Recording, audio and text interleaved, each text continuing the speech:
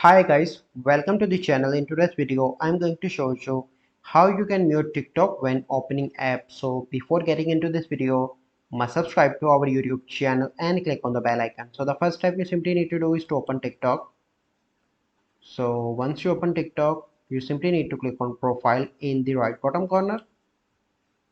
And then you need to click on three bars on the top right and click on settings and privacy. Once you are here, you simply need to scroll down until you can see an option of playback. Click on that option. Here you can see that open TikTok on mute. Videos will be muted by default. When you open TikTok, tap to unmute videos or use your device volume control. So click here.